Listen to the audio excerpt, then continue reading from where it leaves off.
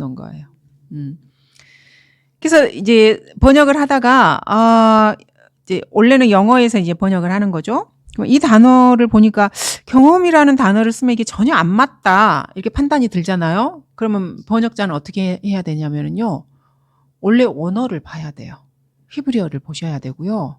헬라어를 봐야 돼요. 그래서 이 영어 experience라는 단어가 어떤 헬라어에서 번역이 됐는가를 봐야 되는 거예요. 그러면 그렇게 하면은 영어를 무시하고 헬라어를 이렇게 뭐 우선시하는 건가요? 그렇지 않아요. 번역을 하는 사람은 모든 걸 다 참고해서 봐야 돼요. 그래서 우리나라 단어로 가장 적합한 한 단어를 모든 것을 참고해서 그 단어 하나를 찾아내는 게 번역의 작업이에요. 그래서 번역이 결코 쉬운 게 아니에요. 특히 성경 같은 경우는 이게 지금 하나님 말씀이잖아요. 한 단어가 틀리면 성경 전체가 틀려버리는 거예요. 막무가내로 할 수 있는 일이 아니에요. 그래서 성경을 번역하는 사람의 그 부담감이 얼마나 크겠어요. 본인도 인간인데. 그래서 이 성경을 번역하신 분이 그 부담감이 너무나 컸기 때문에 차라리 죄를 짓고 도망가고 싶다는 그런 고백을 하셨어요. 내가 그냥 차라리 안 해버리겠다. 죄를 지면 주님이 나를 안 쓰시겠지. 이렇게까지 이렇게 고백을 하는 거예요. 근데 주님의 일이고 주님께서 성령으로 이렇게 하셔서 쓰시면은 이런 거를 이제 기도하시면서 모든 참고 자료를 다 동원해서 고심하시고 이렇게 하는 거예요. 그래서 심지어는 어떤 한 단어를 선택하는데 그냥 뭐 이렇게 한 번 해서 되는 게 아니에요. 3박 4일 고심하실 때도 있어요. 그리고 어떤 거는 아무리 고심해도 안 되니까 일단 놔두고 다른 거를 해가면서 생각하고 또 생각하고 이렇게 그리고 다른 성경과 맞춰보고 이렇게 해서 하는 거예요. 그냥 영어 사전에 봤더니 이 단어가 하나 있더라 해서 딸랑 집어넣어. 이게 절대 아니에요. 그러니까 성경이라고 하는 것은요. 단어 하나가 틀리잖아요. 그럼 성경 전체가 틀린 거예요. 그거는. 그래서 이 번역의 그 막중함을 알아야 돼요. 그래서 주님이 쓰시는 사람이 아니면 절대 손을 대면 안 돼요. 그래서 이런 체험이라고 해놓은 건 은사주의자들이나 성령 체험 좋아하잖아요. 우리나라 사람들. 그런 거 주장하는 배교한 기독교에 딱 맞아요. 그래서 부패한 성서고요. 배교한 그런 교리에 딱 맞는 성서라고 저희가 반복해서 하는 거예요. 그 다음에 이제 아주 중요한 성경 구절. 디모데전서 3장 16. 여러분 이거 다 아시죠? 예수님께서 한 인간으로 오신 것은 경건의 신비입니다. 이거는. 우리가 이제 말로는 설명을 하지만 우리 인간의 머리로는 100% 이해할 수 없는 신비예요. 그래서 이걸 우리가 이제 경건의 신비라고 표현을 합니다.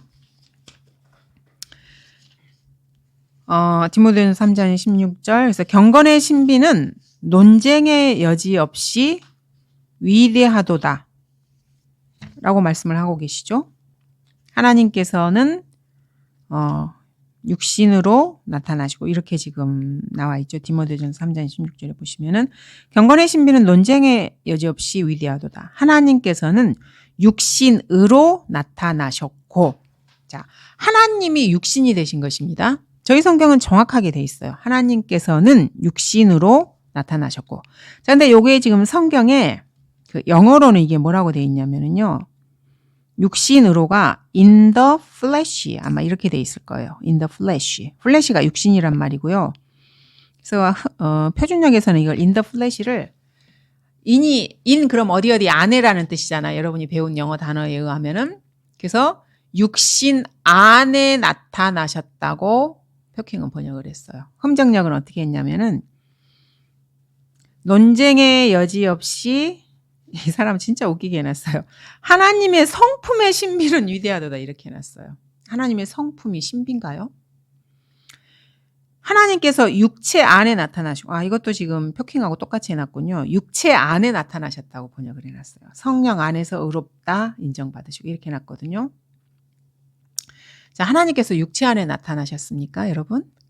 아니에요. 하나님은 육신으로 실제로 인간이 되셔서 나타나신 분이시거든요. 자, 이 주장이 하나님께서 육체 안에 나타나셨다는 게요. 이단 사이비 주장하고 동일해요. 이단 사이비들 보면은 예수님 십자가에 못 박혀 돌아가셨잖아요. 실패했다고 이 사람들이 주장을 해요. 하나님이 보내신 사람 맞는데 십자가에 그냥 죽어버렸어. 그래서 예수는 실패한 메시아야 이렇게 표현을 해요. 그리고 돌아가셨을 때 그 영이 하나님께로 돌아갔다. 그리고 그 영을 누구누구에게 줬다. 이렇게 하는 거예요. 이게 육신 안에서 나타난 거예요. 그래서 이만희도 하나님의 영이 자기한테 왔다라고 주장을 하는 거예요. 그러니까 예수님에게 갔던 영이 예수님이 죽었을 때 돌아가셨을 때 하나님께 갔고 이 영이 다른 사람에게 갔다 이 말이에요. 지금 그 말입니다. 이 말이. 그래서 이만희가 자기가 성령이 자기한테 있다는 말이 그 의미예요. 지금. 그러니까 육신 안에 성령님이 있어서 하나님이 자기에게 있다. 이 표현이고 이게 지금 그 이단 사이비 주장이에요. 여러분. 세상 많은 종교에서는 우리 예수님을 이런 식으로 봐요. 이런 식으로. 이게 정말 끔찍한 말이거든요. 신천지 이만희의 주장이에요. 자기 안에 하나님의 영이 들어왔대요. 그리고 또 누가 죽으면 그 하나님의 영이 나갔다가 또 다른 사람에게 들어온다는 거죠. 그래서 뭐 예수님을 뭐 4대 성인 이따위 식으로 말을 하는 거죠. 그래서 하나님께서 육체 안에 나타나셨다는 말은 그 말이에요. 그거는 말 같지도 않은 소리고요. 하나님은 육체 안에서 나타나신 게 아니고요. 우리의 육체 안에서도 하나님이 나타나셔요. 우리가 성령 충만해서 주님을 이렇게 발현을 시킬 수가 있어요. 그럼 우리 육체 안에도 하나님이 나타나시는. 그러면 예수님하고 우리하고 똑같은 건가요? 지금 이 소리예요. 예수님께서 그냥 여러 인간 중에 좀 뛰어난 인간이다. 이 의미예요. 지금 이 사람들이 번역을 해놓은 거 보면. 그 말이 절대 아니고요. 하나님이 육신으로 사람으로 나타나셨다는 말입니다. 근데 인이라는 것이 아내라는 뜻이라고 해서 이렇게 해놨어요. 근데 이 사람들이 이 인이라는 단어가 나오면은 모두 다 아내 이렇게 해석을 하느냐? 그럼 그렇게 하지 않아요. 왜냐하면 그렇게 해석을 하면 자기들도 이상하다는 걸 알거든요. 그래서 다른 데를 이렇게 제가 좀 몇 군데 표현 같은 경우 이렇게 찾아보면 정말로 그랬나 해서 좀 찾아봤더니 다른 데는 그렇게 안 하는 데도 있어요. 왜냐면 그렇게 해놓으면 우리나라 말이 안 맞거든요. 전혀. 말이 전혀 안 맞아요. 뭐 안에서 이렇게 해놓으면은. 그래서 자기들도 그렇게 해놓은 데가 있어요. 근데 이런 데서는 인이니까 반드시 아내라고 해야 된다. 그러니까 1대1 대응에 너무 꽂혀버린 거예요. 그래서 우리나라 말을 무시한 사람들입니다. 그리고 이제 흠정역에 여기 보시면 하나님의 성품의 신비라고 말을 했잖아요. 경건의 신비가 아니고. 참 이게 웃음밖에 안 나와요. 하나님의 성품, 뭐 거룩하시고 의로우시고 자비로우시고 이게 신비인가요? 하나님의 성품이? 우리 그리스도인들은 하나님 성품 잘 알잖아요. 주님이 어떤 분이신지. 교제하면서 알고 내 인생에 관여해 주시는 것으로 인해서. 이거는 결코 하나님의 성품의 신비가 아니에요. 경건의 신비입니다. 경건의 신비라는 말 자체가 하나님이 사람이 되셨다는 것입니다. 이거는 신비입니다. 인간의 머리로는 도저히 이해할 수 없는 신비예요. 번역을 이렇게 해놓고 지금 당당해요. 번역을 잘했느냐 못했느냐의 문제는 아니죠. 하지 말아야 될 그 일을 해놓고 지금 성경을 이렇게 내놨기 때문에 뭐 아무리 잘했으면 뭐 그게 성경이 되느냐 그렇지는 않습니다. 그렇지만 해도 너무하게 번역을 해놓은 거죠. 자, 그다음에 이제 이와 같은 맥락에서 요한이서 7절에도 보시면은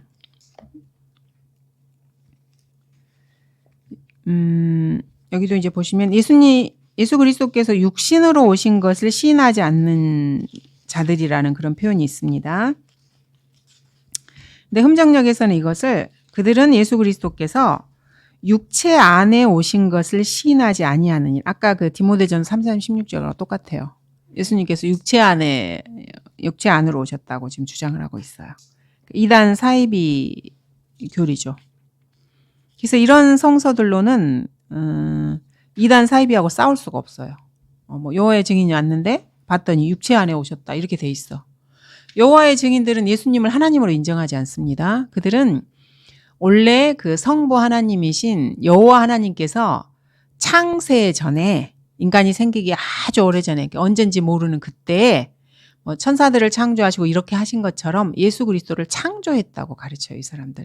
그러니까 예수님도 피조물인 거예요. 하나님께서 피조하신 존재라고. 이 성서에 따르면 그 주장이 맞게 되는 거예요. 육체 안으로 오셨다는 거니까. 주님께서는 육체 안에 오신 분이 아닙니다.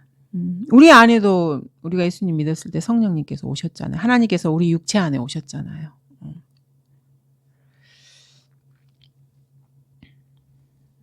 그래서 요한이서 7장도 디모데전서 3장 16절과 7절도 이렇게 동일하게 해놨어요. 자, 우리 성경 한번 읽어드릴게요. 많은 미혹하는 자들이 세상에 들어왔나니 그들은 예수 그리스도께서 육신으로 오신 것을 시인하지 않는 자들, 즉 하나님이 사람이 되신 것을 시인하지 않는다는 말이에요. 그런 사람은 구원을 받지도 못하고요. 예수님이 하나님이신 걸 믿지 않는 사람은 구원 못 받아요. 자꾸 하나님의 아들이라 그러니까 뭐 하나님인지를 모르고 예수님 하나님의 아들이잖아요. 그러면서 하나님은 따로 있고 예수님 따로 있고 이렇게 생각을 하는데 그렇지 않아요. 예수 그리스도께서 육신으로 오신 것, 이 말은 하나님이 육신이 돼서 사람으로 오셨다는 말이에요. 이거를 시인하지 않는 자들이 미혹하는 자들이에요. 그래서 흠정령이나 표킹은 미혹하는 마귀의 영이 흐르고 있다는 게 이런 거를 통해서 저희가 말하는 것입니다. 왜냐하면 성경에 나와 있잖아요. 많은 미혹하는 자들이 세상에 들어왔나니 그들은 예수 그리스도께서 육신으로 오신 것을 시인하지 않는 자들이라. 흠정령은 이걸 시인하지 않아요. 그러니까 그게 적그리스도 영이고 마귀의 영인 거예요. 미혹의 영인 것입니다. 그 성경으로 이단 사이비들이 좋아하죠. 그러니까 사람들이 그리 많이 가는 거예요. 하나님의 영이 없는 사람들도 많이 가고 혹시나 구원을 받았으면 세상의 영을 따라 살고 싶은 사람들이 같이 모이는 거예요. 왜냐면 영이 같으니까. 영이 같으니까 모이는 거예요. 자, 그다음에 이제 디모데후서 2장 15절을 보겠습니다. 여러분 성경은 우리가 그리스도인들이 어떻게 해야 되는 거라고 배웠습니까? 성경은 우리가 주님께서 우리한테 명령하셨어요. 성경 이게 옷장에다 넣어놓고 일주일에 한 번 봐라 이렇게 하신 게 아니고 성경을 공부하라고 저희한테 명령하셨거든요. 성경에서 성경을 공부하라고 나온 유일한 딱 한 번 있는 명령이 디모데후서 2장 15절이에요. 주님이 우리한테 명령하셔. 성경을 어떻게 해야 되는지 그리스도인들이. 딱 하나 있어요. 다른 데 없어요. 2장 15절 보시면은 내가 진리의 말씀을 올바로 나누어 자신이 하나님 앞에 부끄럽지 않은 일꾼으로 인정받도록 공부하라. 이게 명령이에요. 성도들은 성경을 어떻게 해야 된다? 공부해야 돼요. 공부. 근데 이 공부라는 단어가 영어로는 study예요. study 공부하다는 뜻도 있고요. 이 단어가 연구하다라는 뜻도 있어요. 이 사람은 요거를 연구하라라고 바꿨어요. 부끄럽지 않은 일꾼으로 인정받도록 연구하라. 자, 연구 그러면은 어떤 느낌이 드세요? 여러분 우리 다 한국 사람이니까. 연구는 누가 하는 거예요? 그쵸. 그런 사람들이 하는 거예요. 연구실에서 하는 거고요. 뭔가 뭔가 좀 전문가적인 그런 느낌이 나요. 그죠, 여러분? 이 단어 보시면은. 그러니까 정동수는 자기가 교수라 이거지. 그래요. 이건 농담 아니에요. 자기 교수라 이거예요. 그러니까 자기는 할 수 있다 이거예요. 연구랑. 그래서 보통 사람들은 뭐를 할 때 연구한다고 표현하지 않아요. 우리는 뭐 연구하는 사람들 아니에요. 내가 뭐 열심히 막 이렇게 하고 이런 걸 그냥 공부한다고 표현을 하잖아요. 뭐 기술을 배우든 뭘 하든지 간에 내가 그걸 연구해 이렇게는 절대 표현 안 써요. 이거는 학자들이 하는 표현이에요. 그 연구실에서 하는 연구자들, 뭐 철학자들, 과학자들, 연구실 연구원들.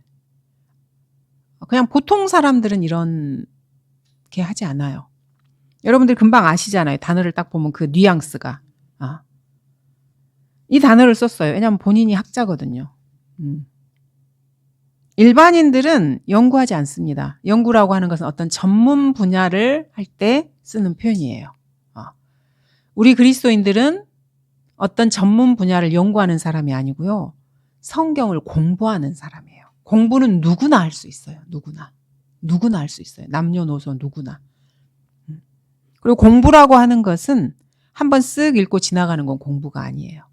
그리고 강의실에 앉아가지고 설교자가 하는 말 한 번 1시간 쫙 듣고 있다가 나 공부 끝났어. 이렇게 하는 거는 공부 아니에요. 우리 공부 단어를 들으면 이 단어가 무슨 말인지 여러분 다 아시잖아요. 중고등학교 때 뭐 공부를 한 사람인지 안 한 사람인지 아주 학교에서 들들 볶인 거는 다 맞잖아요. 공부해라고. 그래서 공부가 무슨 의미인지는 다 알아요. 머리 싸매고 해야 되는 게 공부예요. 쉽게 이렇게 느슨하게 하는 것도 있고 열심히 해야 되는 거예요, 공부는. 앞뒤 살펴보고 생각하고 여기저기 두 개 이렇게 맞춰보고 이게 맞는지 틀리는지 비교해보고 앞에서 봤던 거 하고 그리고 또 암기도 해야 돼요, 공부는. 암기 안 하는 공부 보셨어요, 여러분? 외우지 않고 어떻게 공부를 해요? 그래서 성경 암송도 하고 그러는 거예요. 공부는 우리나라 사람들은 너무나 달달 볶여서 말 안 해도 다 알아, 공부가 뭔지. 근데 성경은 그렇게 안 하려고 그래요. 그냥 쉽게 한번 쫙 읽어보고 그리고 설교자가 설교하는 거 한번 구경 한번 쫙 해보고 나 공부했어. 그거 구경하는 거예요, 자매님. 구경하는 거예요. 학교 가면 애들이 반은 학교 선생님 구경하고 있잖아요. 공부하는 거 아니에요. 그 강의 공부한다고 엄마한테 인터넷 강의 끊어달라 그러잖아요. 강사는 막 떠들어. 자기는 딴지대. 그리고 했다 그래. 그건 공부가 아니에요. 설교도 마찬가지고요. 성경 공부도 마찬가지예요. 설교자가 이렇게 앞에서 막 하는 거 50분, 1시간 듣고 자기가 공부했다고 착각하시면 안 돼요. 공부라고 하는 것은 여러분 아시잖아요.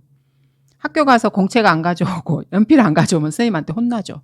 공부할 자세가 안 돼서 그런 거예요. 그래서 성경을 공부한다 그러면은 필기 도구가 반드시 있어야 돼요.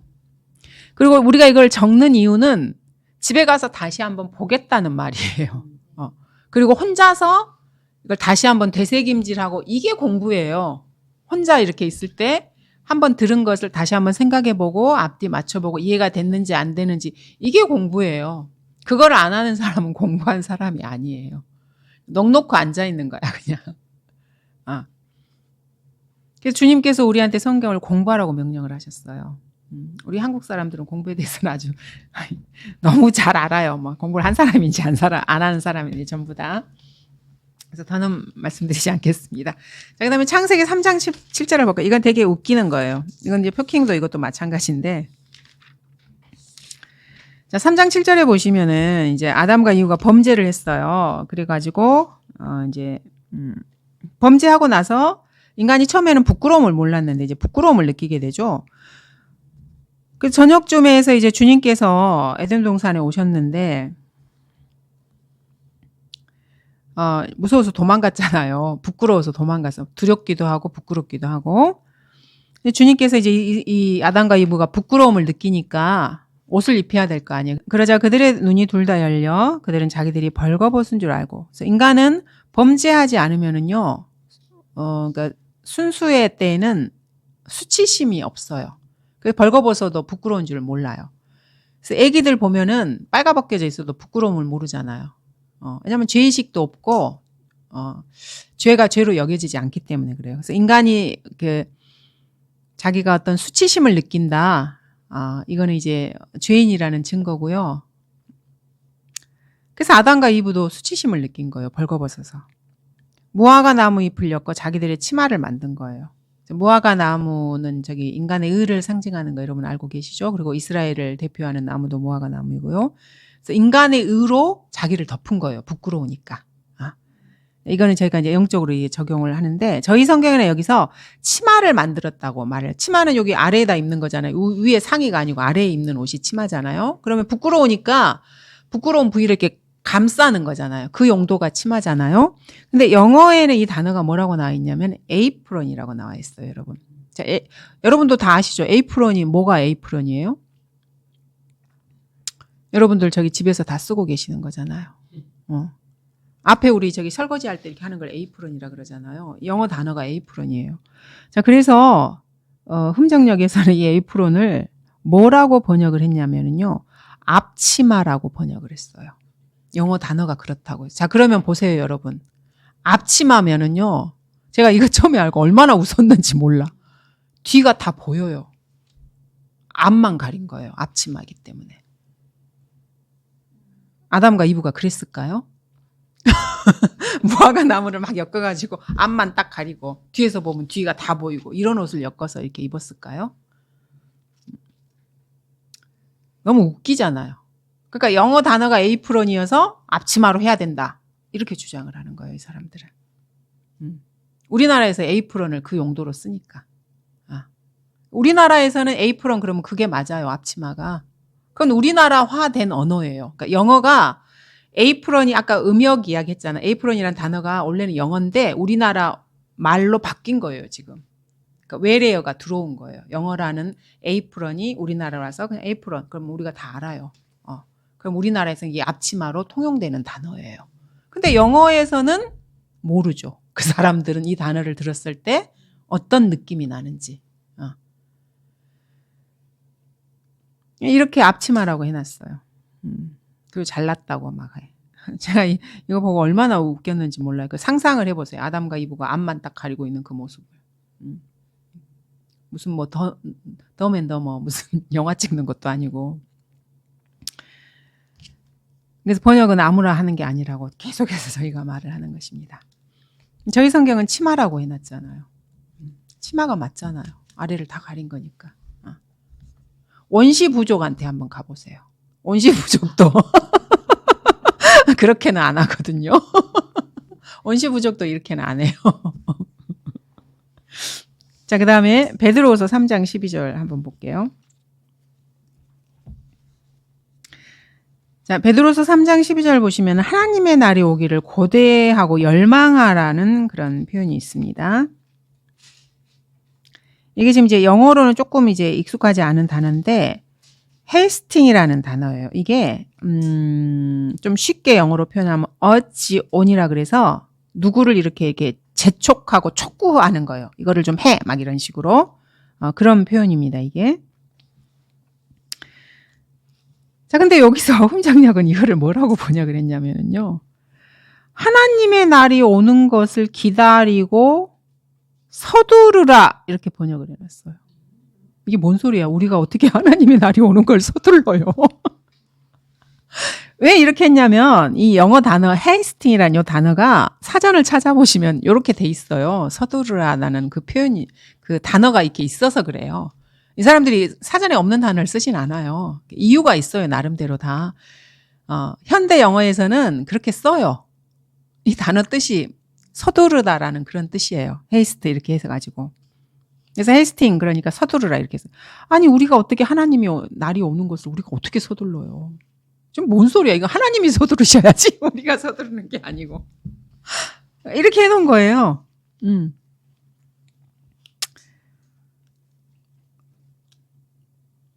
그래서 헬라어를 봐야 돼요. 이런 단어는.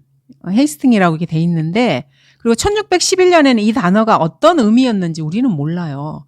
여러분 우리나라가 1611년에 쓰는 그 단어의 의미가 지금 이 시간에 우리가 쓰는 단어의 의미하고 같을까요? 조금씩 달라요. 근데 그게 모국어인 사람은 감으로 알아요. 이거를. 감으로. 그리고 자기들 언어기 때문에 언어 변천사도 어느 정도 이렇게 알고 그래서 단어를 들으면 이렇게 감으로 이렇게 아는 게 그래서 모국어가 중요해요. 아무리 그 외국인이 다른 나라 언어를 이렇게 배워도요, 일자 무식인 사람이 모국어인 것만큼 그렇게 알지는 못해요.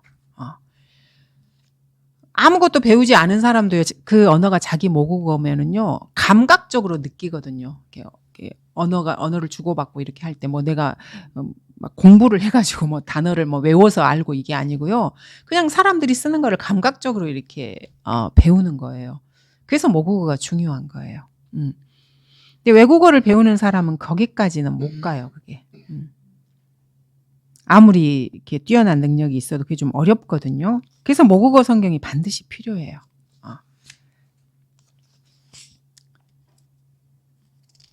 그래서 여기도 이제 그 단어 자체에 매여가지고 지금 이렇게 한 거예요. 사전에 봤더니 이 단어가 이렇게 됐더라. 3장 12절 제가 처음부터 한번 다 읽어볼게요. 하나님의 날이 오기를 고대하고 열망하라. 그때는 하늘들이 불에 타서 녹아버리고 우주의 구성 요소들도 맹렬한 불에 녹아내릴 것이나. 그래서 이 날을 우리 그리스도인들이 고대하고 열망해야 돼요. 그래야 이 생에서 살아갈 때 우리의 삶의 태도가 하나님 보시기에 하늘의 소망을 두는 그런 삶의 태도가 돼요. 세상에 눈과 귀를 딱 받고 살면 그냥 보이는 대로만 사는 거예요. 근데 보이지 않지만 성경에 기록된 것을 우리가 믿음으로 믿고 주님이 이렇게 해주실 것이라고 말씀하셨기 때문에 그 날이 오기를 우리가 기대하고 고대하고 열망하는 거예요. 빨리 오기를 바라고. 이런 의미예요, 지금 이게. 근데 하나님의 날이 오는 것을 기다리는 것까지 좋았는데 서두르라. 이것도 한국어가 아니네요.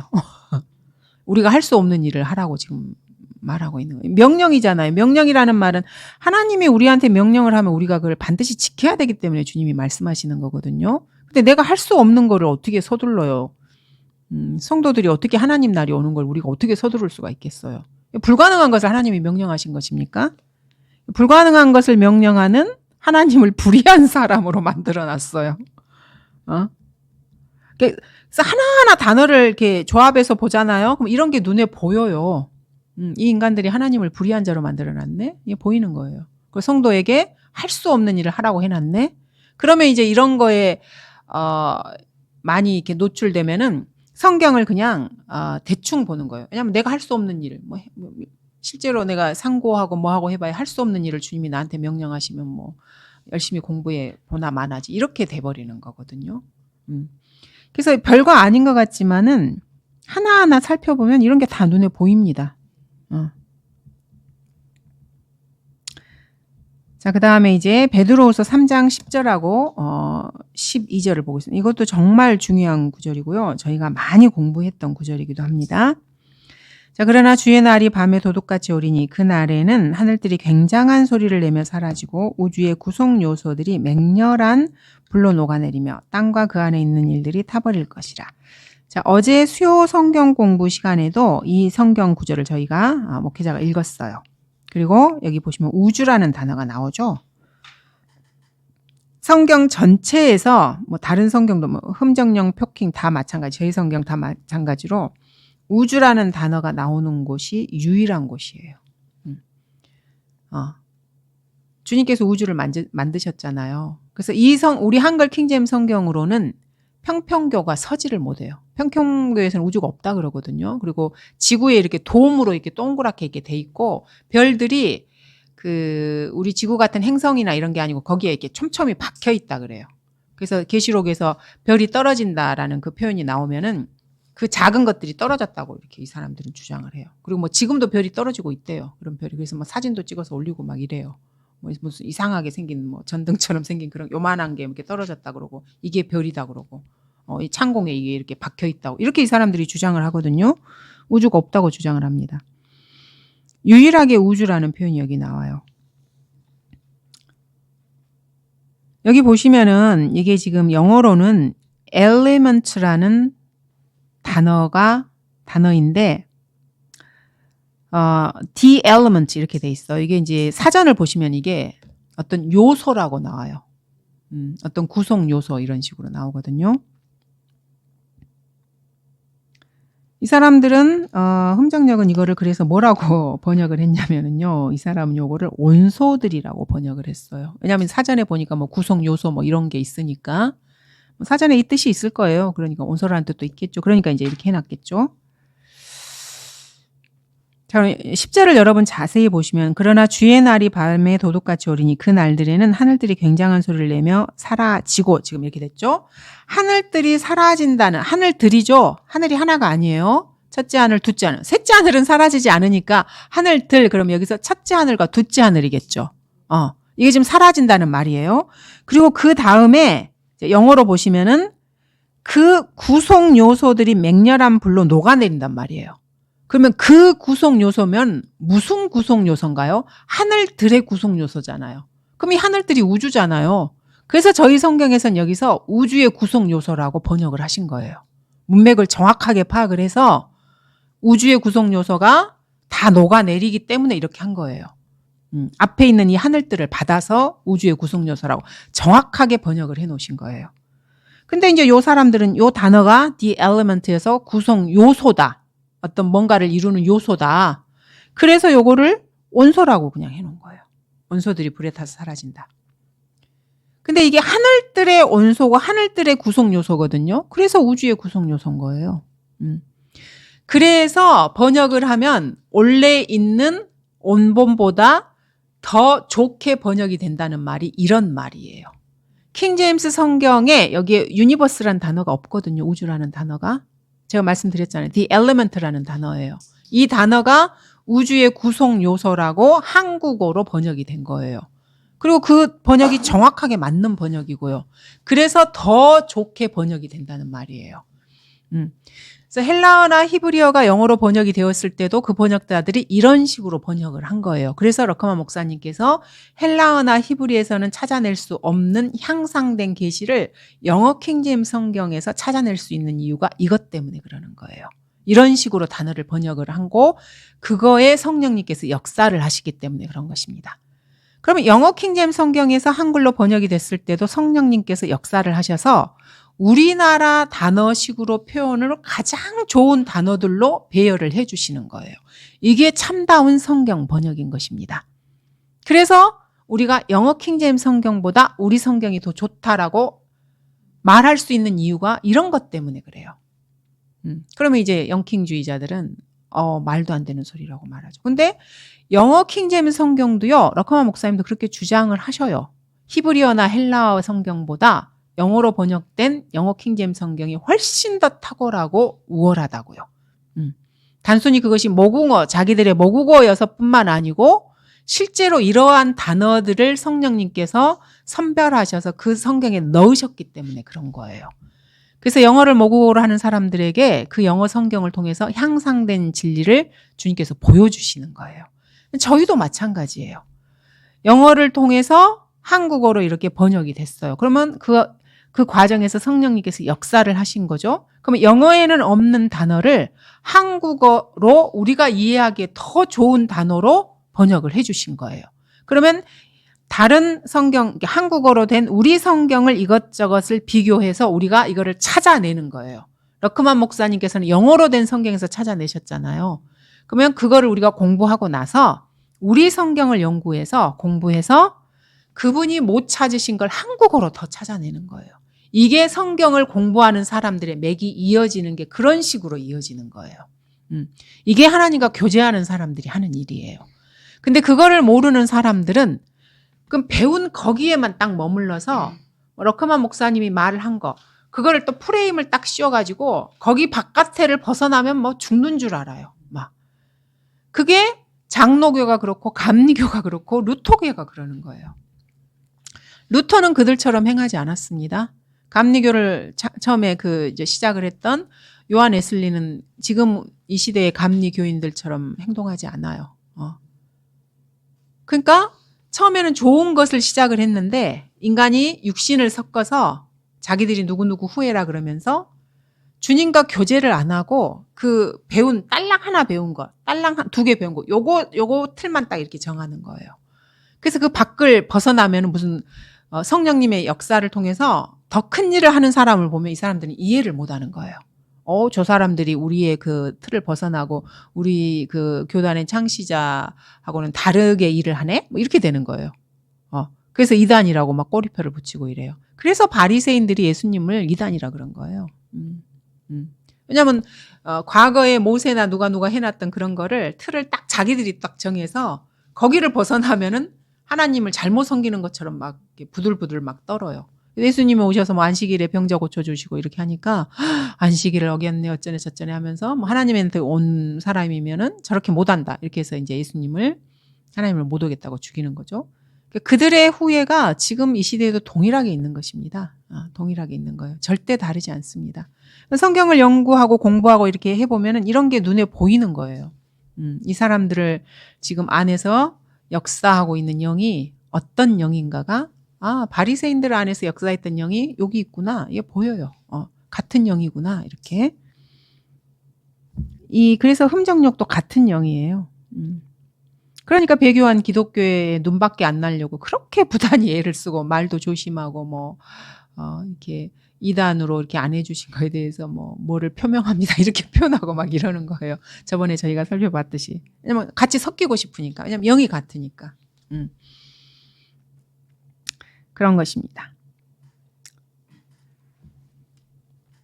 그리고 이제 여기 같은 절에서 멜트라는 단어가 있어요. 멜트가 녹는다는 표현이거든요.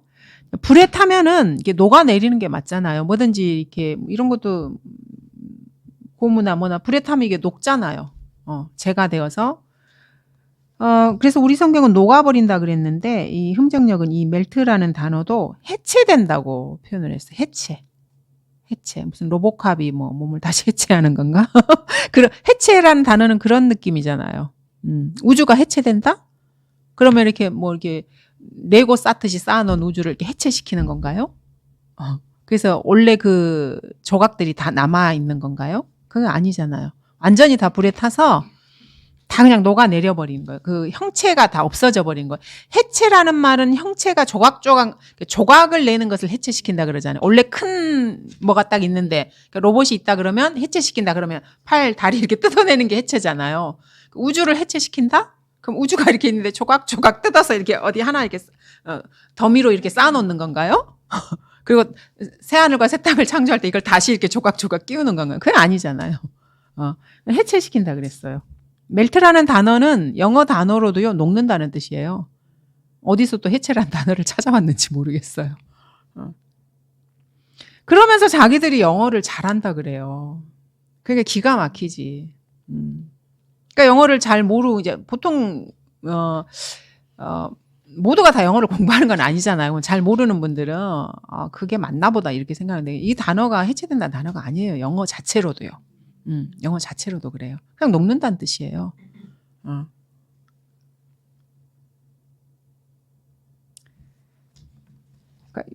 없는 단어를 집어넣은 거. 이런 거를 이제 저희가 영어 킹제임스 성경을 변개시켰다고 표현을 하는 거예요. 본인들은 영어 킹제임스 성경을 1대1로 이렇게 번역을 했다 이렇게 하는데 이거는 영어 단어에 없는 그거를 이렇게 해놓은 거는 이거는 영어 성경을 변개시킨 것입니다. 이렇게 해서 저희가 여기까지 해서 흠정역의 비성경적인 그리고 마귀의 교리가 흐르고 있고 마귀의 영이 흐르는 것을 좀 살펴보았습니다. 흠정역은 여기까지 보고요.